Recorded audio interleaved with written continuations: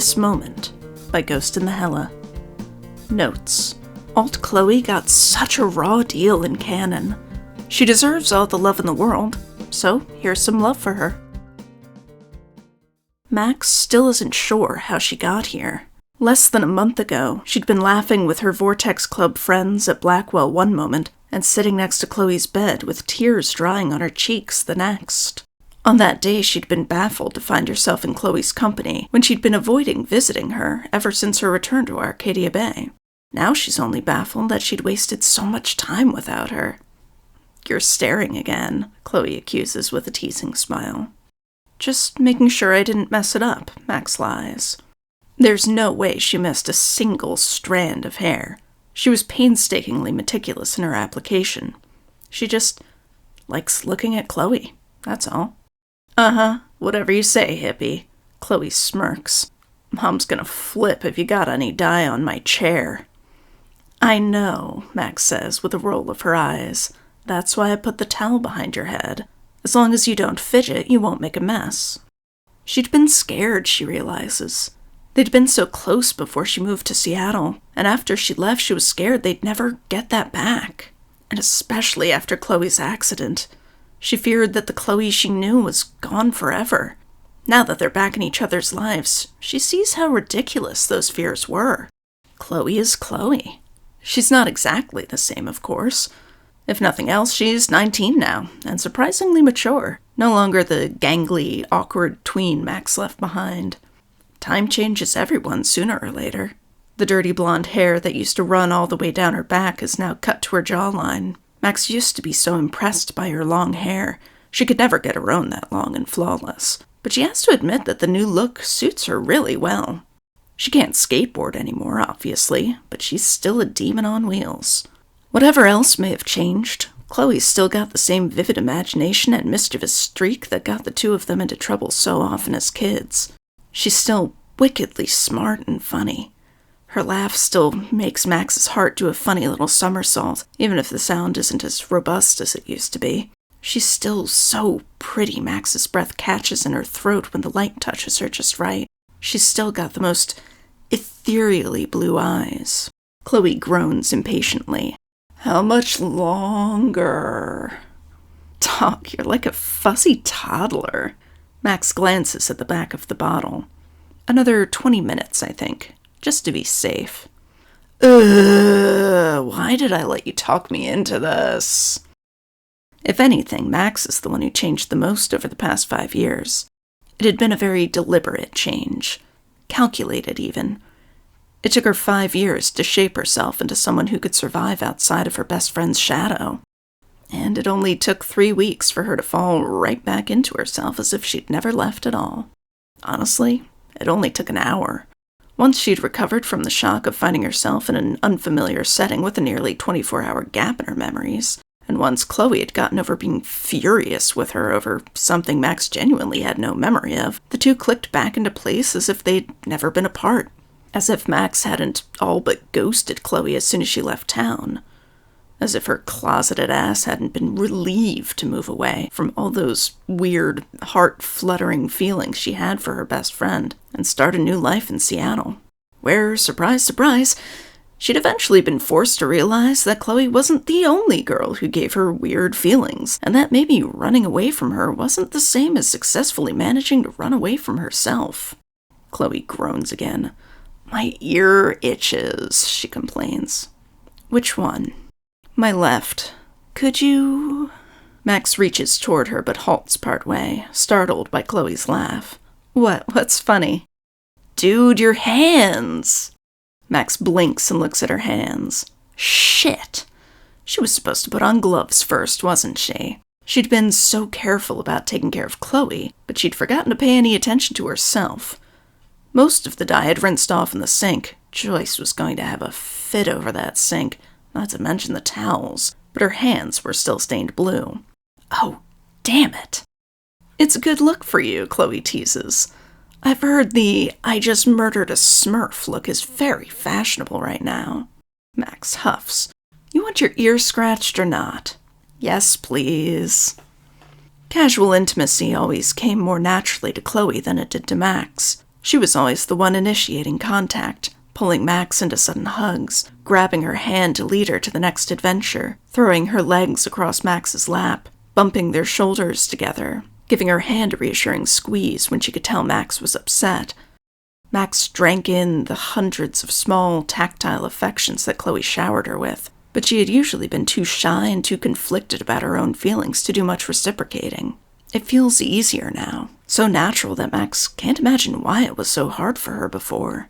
Working the Vaseline onto Chloe's ears and along her hairline to protect her skin from the dye, massaging the sweet-smelling blue goop into her hair, scratching her ear, still sloppy with Vaseline and smudges of dye. Touching Chloe still makes her heart race, but that doesn't frighten her anymore.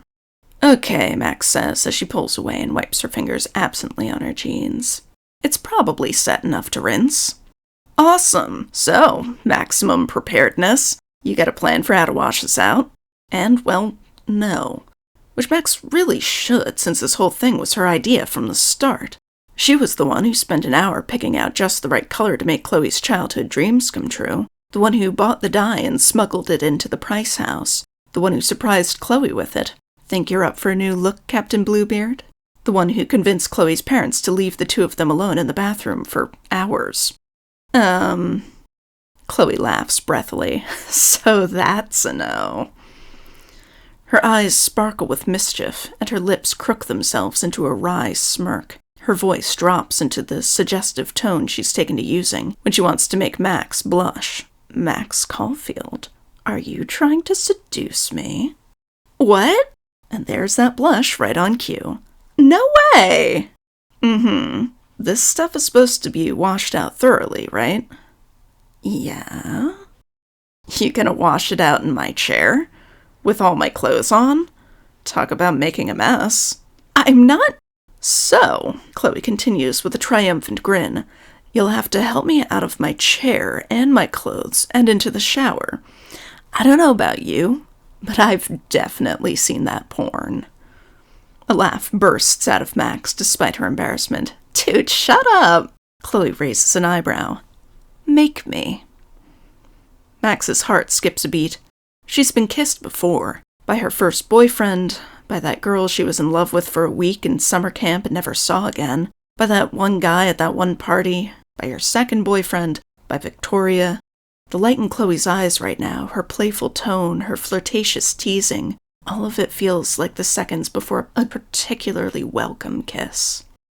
"What?" she stutters out awkwardly. Because maybe Max has been kissed before, but this is still Chloe.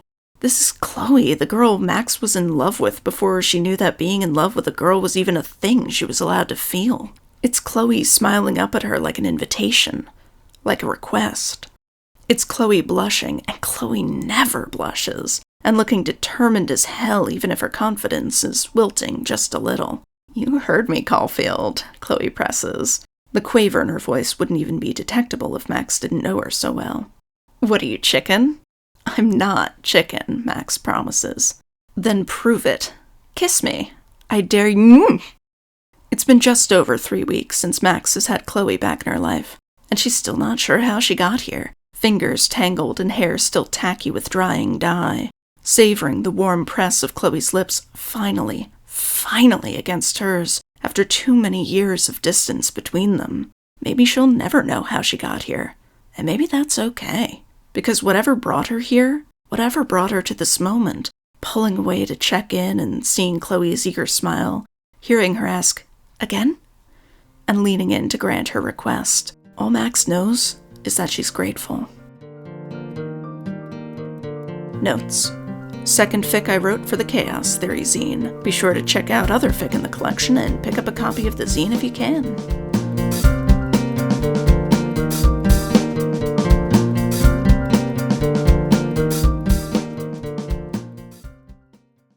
I have always loved the alternate timeline Chloe. I think she's amazing. I mean, she's Chloe. Chloe, like Max says, Chloe is Chloe. She's such a great glimpse into what Chloe's life and what Chloe herself could have been like had her circumstances been different. She's still very much Chloe, but she's a Chloe that has had the influence of William, has not had the tragic experience of losing her father, has not had the trauma of having David in her life.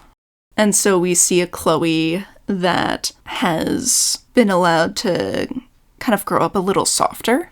She looks a little less emaciated, oddly enough. She seems better cared for. Her family is very engaged with her. She hasn't had to hide her gentleness away. She's been able to grow up with more stability in her external circumstances, and she hasn't had all the gentleness chased out of her. And it's really... Alt Chloe is lovely. She's really a great version of Chloe. And she really got done dirty. I feel like Alt Chloe has so much potential as a character, and obviously there's only so much you can do in 5 episodes and with the amount of time that each episode has, but she was really just kind of put in as a gut punch, you know? Like, these are the consequences of you fucking around too much with time. Yeah, if you try to fix one thing, it's gonna do other things, and like, Alt Chloe is amazing. She doesn't deserve to be used as a cautionary tale and a gut punch and just like, oh, shock twist ending! Chloe's in a wheelchair! Like, what the fuck? I don't know. It felt like not the greatest take.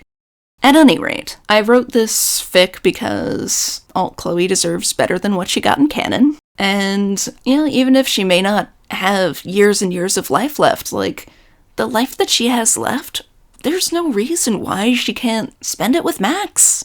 There's no reason why she can't get to fall in love and be in a relationship. It felt really important to me to write this story where Alt Chloe gets to have some joy, gets to have Max in her life for more than just a handful of hours, and gets to, like, have her friend back, and, you know, ultimately a girlfriend. She deserves that. She deserves good things. All Chloes in all timelines and all realities, they deserve good things. So yeah, that's how this moment came about. I really wanted to give Alt Chloe some joy, and to show that her life can still be good, and still have fun in it, and joy, and love.